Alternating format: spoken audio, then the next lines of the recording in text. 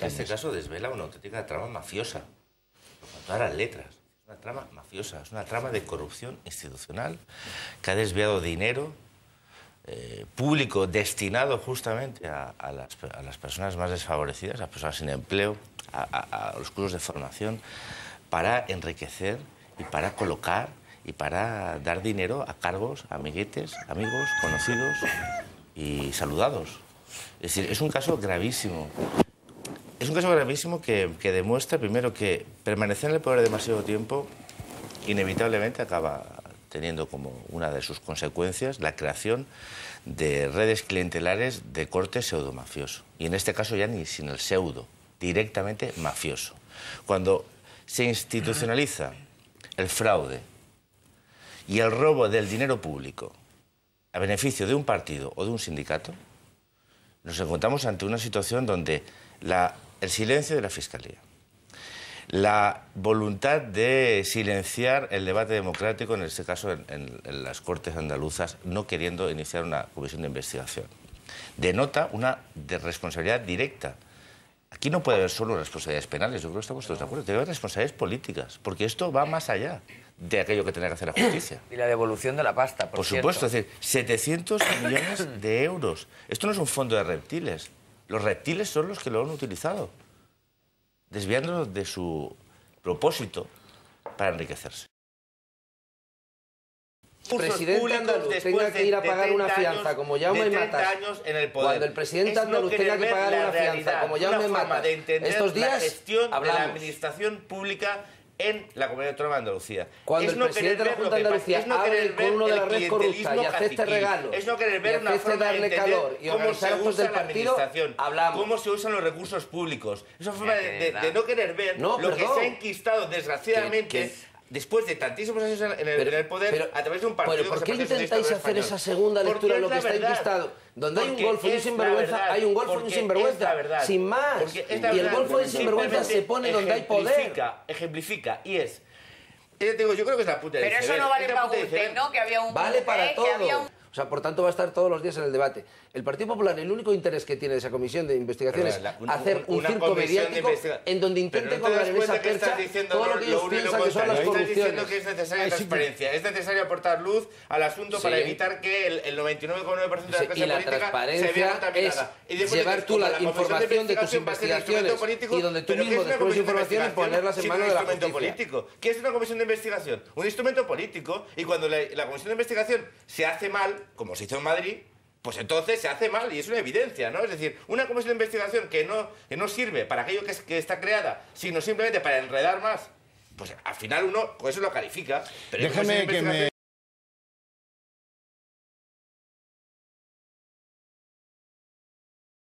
No quieren ustedes entender la gravedad del asunto. Hay que dejar la luz, Jordi. Sí, con el tema de las medidas energéticas, medidas surrealistas adoptadas por el gobierno Zapatero, volvemos a encontrar a Chávez por medio.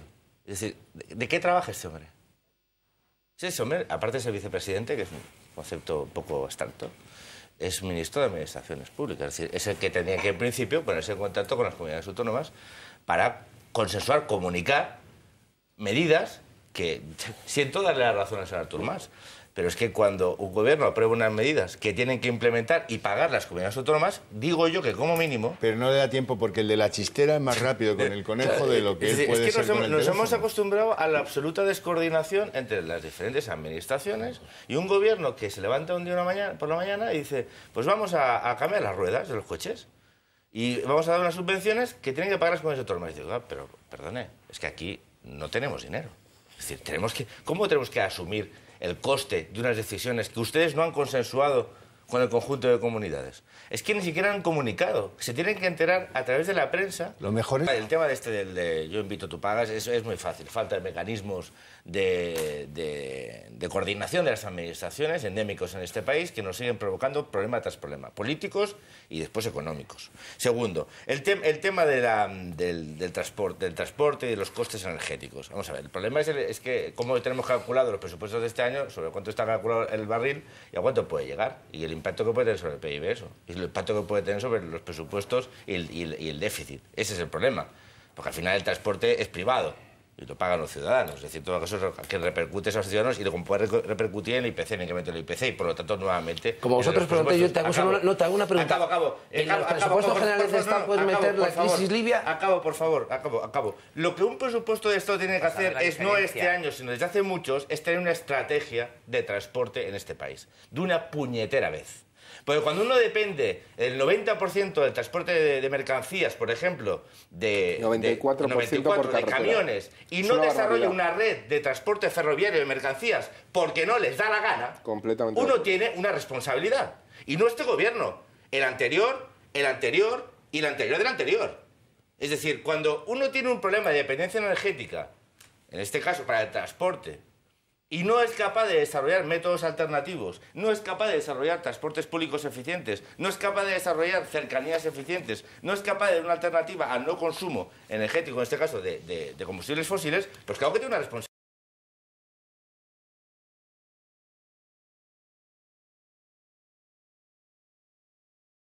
Es un ejemplo muy poco edificante, es un espectáculo muy poco edificante, de verdad. El problema que tiene el Partido Socialista del País Valenciano es estructural, y hasta que no sea capaz de configurar una alternativa con un discurso político creíble, puede ser que pueda mantenerse en la arena política desde el discurso este facilón. No quiero decir con ello que no sea instrumentalmente necesario, que no sea incluso útil.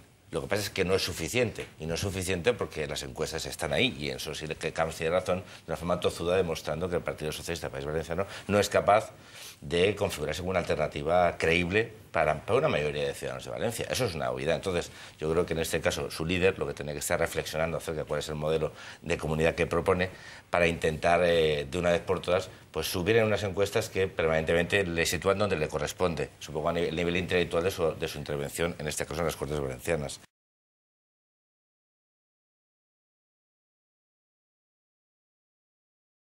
Bueno, es que seguramente no te acabas de ver con esta defensa, claro. Podría haber dicho concejal del Baix Llobregat. Que la intervención que hacen en Libia, si es como en Afganistán, también debe ser humanitaria, ¿no? Podría haber dicho concejala de Espluga. Claro, ha dicho para sacar gente de allí. Cuidado con el tema de Libia, porque el tema de Libia está ¿no? generando, bueno, ya la zona es un polvorín, pero la inestabilidad regional que puede generar una situación de guerra civil, como de facto está produciendo. Porque cuando hablamos de los insurgentes, ¿de quién estamos hablando? Es decir, Obama dice que se vaya a Gaddafi, sí, pero ¿cuál es la alternativa? Es decir, estamos hablando de un país que tiene unas reservas estratégicas de petróleo brutales, de los cuales somos dependientes de buena parte de los europeos, y que el no gobierno, el desgobierno, en una zona como el norte de África, como la zona del Magreb, con los movimientos salafistas que hay en la zona toda la zona del Sahel, es muy complicado. Mucho cuidado con esta no intervención, con esta voluntad de acabar las cosas desde la palabra, una especie de discurso zapateril, un poco extraño, que las cosas se solucionen porque sí. Dialogando. Sí, dialogando. Desde dentro. Hay una guerra civil ahora mismo en Libia, ahora mismo, entre unas fuerzas que son absolutamente, que no tienen no están cohesionadas, hay fuerzas regulares, ciudadanos que son islamistas, ciudadanos que son... y frente a eso, Europa, ¿qué está haciendo? ¿Y qué está haciendo Estados Unidos? Hablar. Y con la palabra solo no será suficiente. Lo tenemos a escasamente 100 kilómetros, bueno, 150 o 200 kilómetros. Sí.